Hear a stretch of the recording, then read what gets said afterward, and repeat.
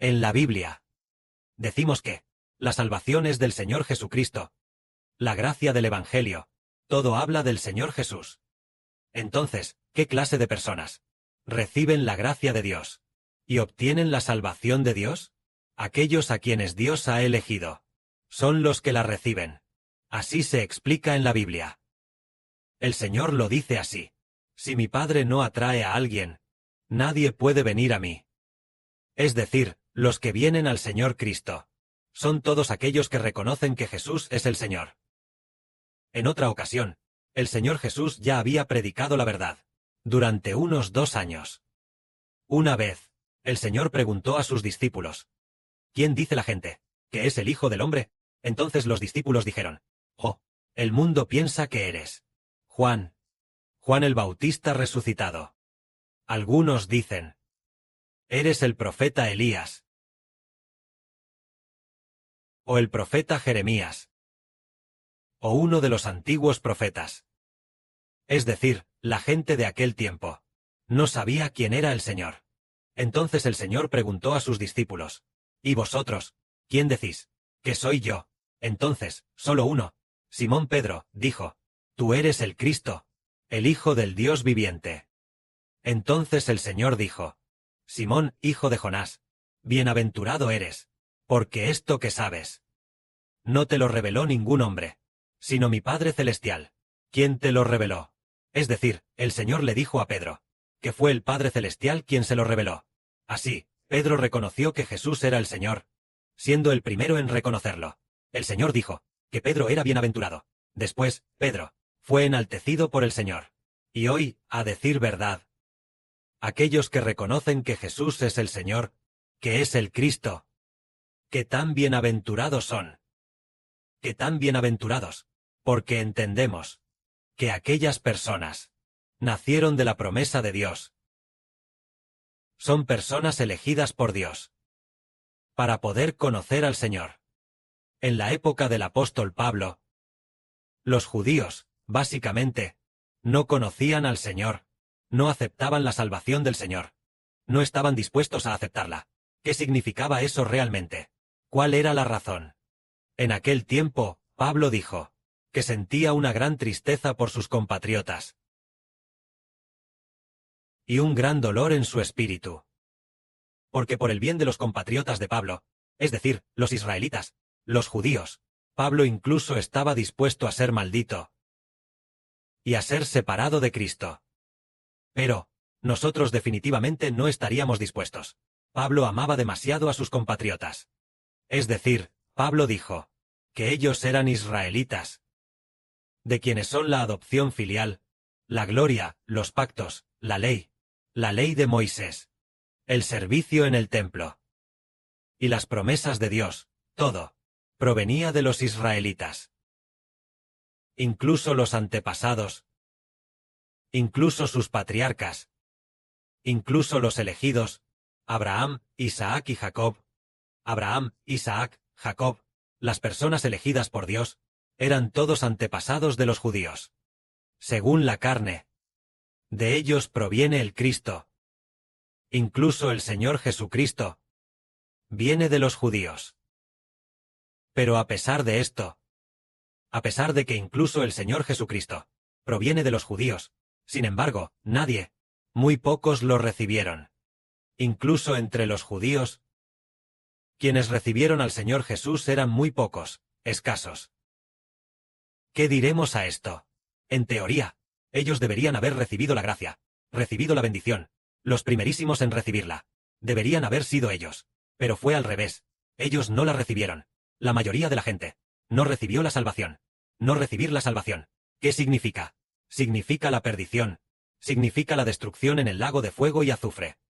Siendo así, ¿acaso ha fallado la palabra de Dios? De ninguna manera ha fallado. Porque la Biblia dice así: los que descienden de Israel no son todos el verdadero Israel. No todos pertenecen al verdadero Israel. Es decir, todos ellos son descendientes de Abraham, descendientes de Isaac y Jacob, pero eso no significa que sean los elegidos que reciben la gracia. Es decir, solo los elegidos por Dios, las personas de la promesa de Dios, son quienes reciben la salvación. No es por su nacimiento. No es porque sean descendientes de Abraham que reciben la salvación, sino que la reciben los que Dios ha elegido.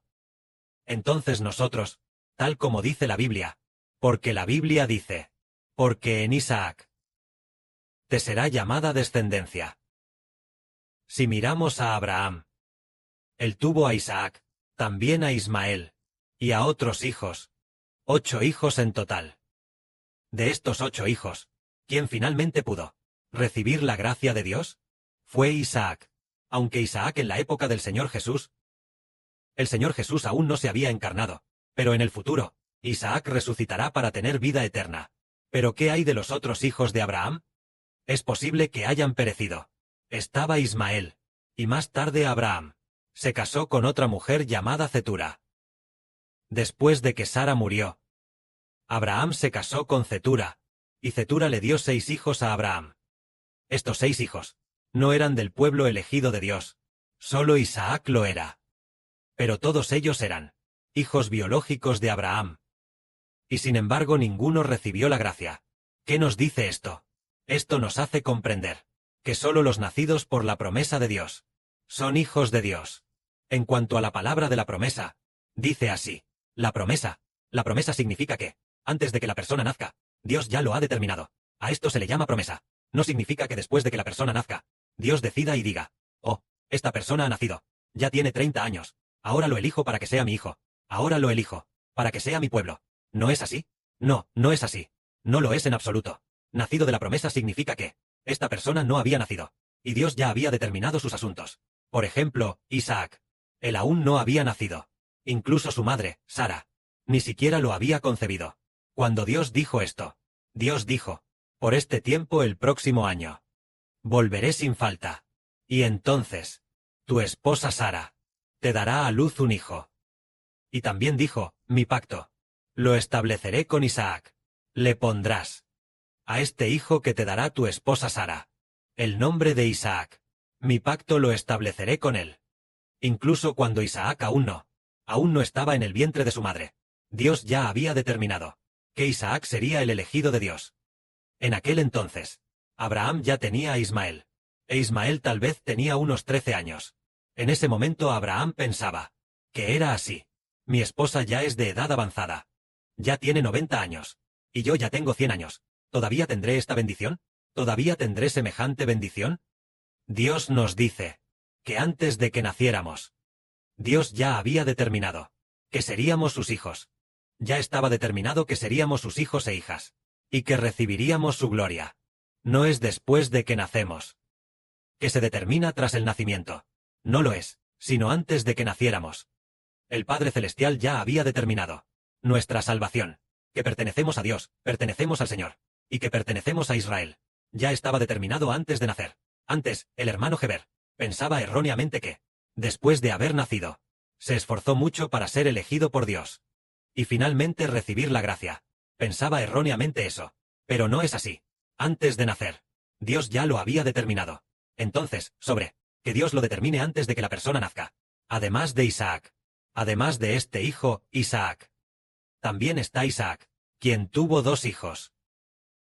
Y en cuanto a estos 2 hijos, lo maravilloso que hizo Dios fue hacer que estos 2 hijos fueran gemelos. Isaac se casó con Rebeca.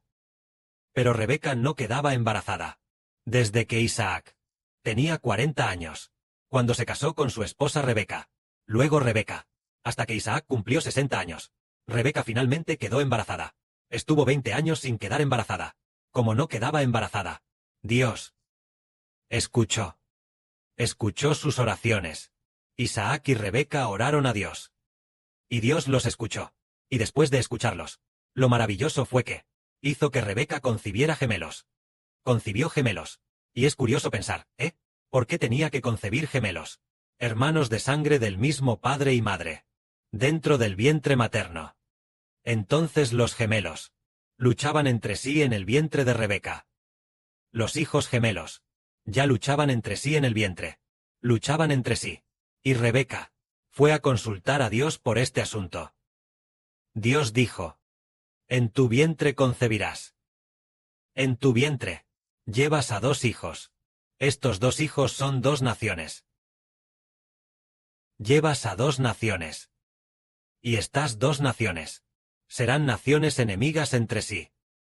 Porque en el futuro el mayor servirá al menor. Así está determinado. Estos 2 hijos, el padre determinó que serían enemigos entre sí, y también determinó que el mayor servirá al menor. Después, al mayor lo llamaron Esaú, y al menor, Jacob. Al final nos damos cuenta de que, antes de que nacieran los gemelos, Dios ya había determinado que Dios eligió al menor y rechazó al mayor. En el caso de Jacob y Esaú, para estos hermanos gemelos, su futuro, decidir quién obtiene la vida eterna y quién perece, quién recibe la misericordia de Dios, y quién es rechazado. ¿No fue acaso antes de estar en el vientre materno que Dios ya lo había determinado? Dios lo determinó así, haciendo que fueran gemelos.